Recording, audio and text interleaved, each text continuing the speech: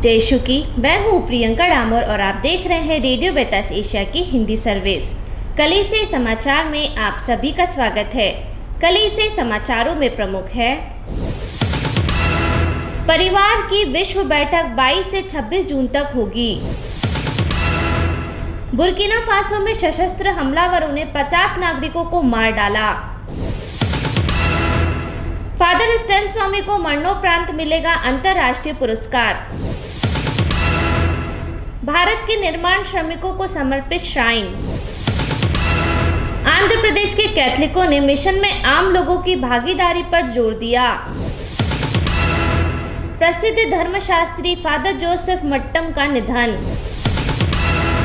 केरल के चर्च परिसर में लटका मिला पुरोहित का शव। कैरिटास इंडिया ने HIV पीड़ित लोगों की मदद करने के लिए एक व्यापक कार्यक्रम शुरू किया। Missionary of Saint Francis Xavier में 19 नए पुरोहितों का पुरोहिताभिषेक हुआ। रेडियो वेरितास एशिया आपके लिए लेकर आए हैं RVA mobile app. RVA mobile app पर हमारे विभिन्न प्रकार के कार्यक्रमों का लाभ लें, हमसे जुड़े और एशियाई ईसाईयत की आवाज का हिस्सा बने। आज ही ऐप स्टोर एवं प्ले स्टोर से RVA मोबाइल ऐप डाउनलोड करें। अब जानते हैं समाचार विस्तार से।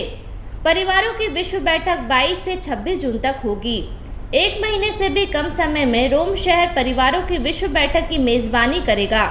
परिवारों की विश्व बैठक पिछली बार 2018 में डबलिन में आयोजित की गई थी।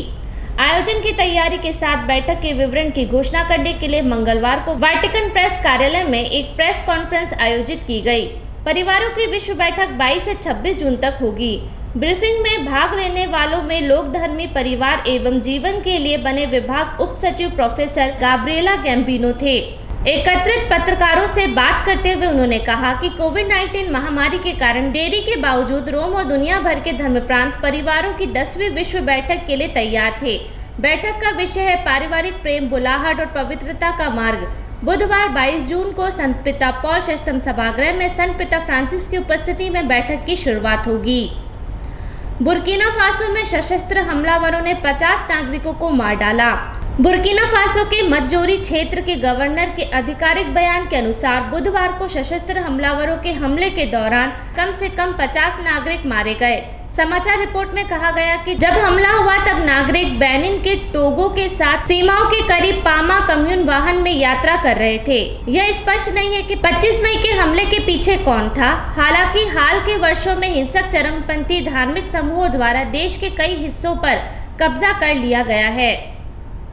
फादर स्टैन स्वामी को मरणोपरांत मिलेगा अंतर्राष्ट्रीय पुरस्कार। दुनिया भर में मानवाधिकार रक्षकों का सम्मान करने वाले एक अंतर्राष्ट्रीय संगठन ने इस साल के मार्टिन एनल्स पुरस्कार के लिए द्विगंत जेसुइट फादर स्टैन स्वामी को चुना है। Human right defenders alert India के राष्ट्रीय कार्यकारी सचिव के सदस्य हेनरी टिफागने के एक प्रेस नोट में कहा गया है, यह उस समय और विरासत की स्वीकृति है जिसे फादर स्टैन स्वामी ने हम सभी के लिए छोड़ दिया है। यह पुरस्कार 2 जून को जिनेवा में एक समारोह में दिया जाएगा और फादर स्टैन स्वामी की ओर से जेसुइट फादर जेवियर सोरेंग इसे ग्रहण करेंगे। इस पुरस्कार का प्रबंधन स्विट्जरलैंड के जिनोवा में स्थित मार्टिन एनल्स फाउंडेशन द्वारा किया जाता है। भारत के निर्माण श्रमिकों को समर्पित श्राइन।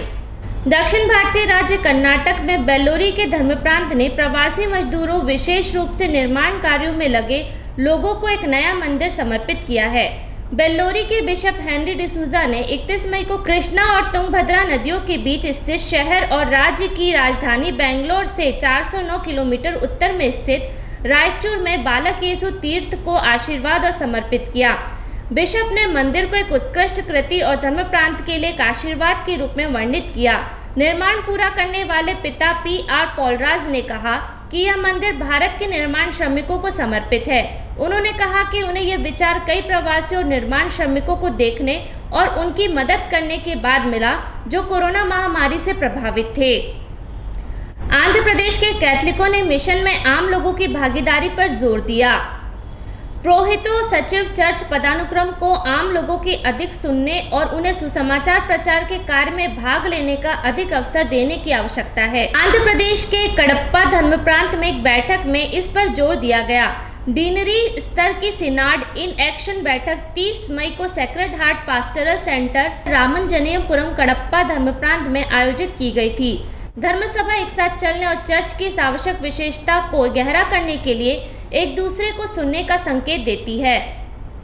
प्रसिद्ध धर्मशास्त्री फादर जोसेफ मट्टम का निधन। एक प्रसिद्ध जेसुइट धर्मशास्त्री का 29 मई को गुजरात पश्चिम भारत में निधन हो गया। गुजरात प्रांत के एक जेसुइट फादर जोसेफ मट्टम का शाम 9:55 पर जेसुइट प्रांत इंफर्मरी जीवन दर्शन बड़ोदरा में निधन हो गया। वे 85 वर्ष के थे। उन्हें सोसाइटी ऑफ जीसस ने 67 वर्ष और एक पुरोहित के रूप में 55 वर्ष हो गए थे। उनका अंतिम संस्कार 30 मई को बड़ौदा के जीवन दर्शन की हमारी माता मरियम की समाधि पर किया गया। केरल के चर्च परिसर में लटका मिला पुरोहित का शव। 31 मई को अलापुझा में सेंट पॉल चर्च कलात के परिसर हॉल के अंदर एक कैथोलिक पुरोहित लटका हुआ पाया गया। शाम 4:30 बजे जब वे सभा के लिए आए तो परिजनों को फादर सनी अरक्कल का शव मिला। वह अलापुझा जिले के मरारीकुलम के पास चेटी के मूल निवासी थे। उन्होंने पिछले 5 वर्षों से एलेप्पी धर्म प्रांत के पल्ली की सेवा की थी। धर्म प्रांत के फेसबुक पेज में एक संदेश में कहा गया, गंभीर दुख के साथ ईश्वर के अथाह प्रेम और दया पर भरोसा करते हुए मैं आपको फादर सनी अरक्कल की मृत्यु की दुखद खबर से अवगत कराता हूँ। धर्म प्रांत के एक वरिष्ठ पुरोहित एक वकील का कहना है कि धर्म प्रांत फादर अरक्कल की मौत की वास्तविक जांच चाहता है। कैरिटास इंडिया ने HIV पीड़ित लोगों की मदद करने के लिए एक व्यापक कार्यक्रम शुरू किया। कैथोलिक चर्च की सामाजिक कार्य शाखा कैरिटास इंडिया ने इस साल HIV से पीड़ित लोगों के लिए आजीविका के अवसर पैदा करने में मदद करने के लिए एक व्यापक कार्यक्रम शुरू किया।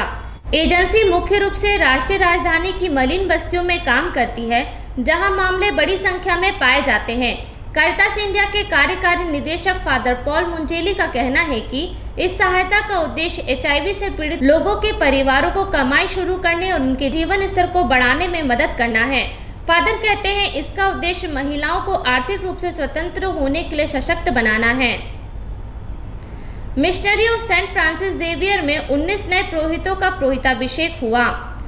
Missionary of Saint Francis Xavier 19 नए पुरोहितों के होने से रोमांचित है, जिन्हें मई में पूरे भारत में नियुक्त किया गया था, जिसमें 4 पुरोहित शामिल हैं, जो अपने माता पिता के एकमात्र पुत्र हैं। जैक्सन, इनासियो, मैक्सटिन और एरिक अपने माता पिता के एकमात्र पुत्र हैं।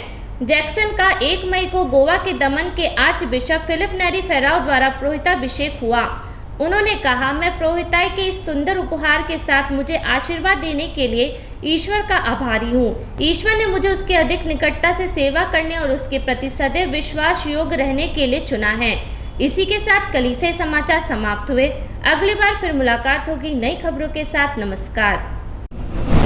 रेडियो वेरितास एशिया आपके लिए लेकर आए हैं RVA mobile app. RVA mobile app पर हमारे विभिन्न प्रकार के कार्यक्रमों का लाभ लें, हमसे जुड़े और एशियाई ईसाईयत की आवाज का हिस्सा बने। आज ही ऐप स्टोर एवं प्ले स्टोर से RVA मोबाइल ऐप डाउनलोड करें।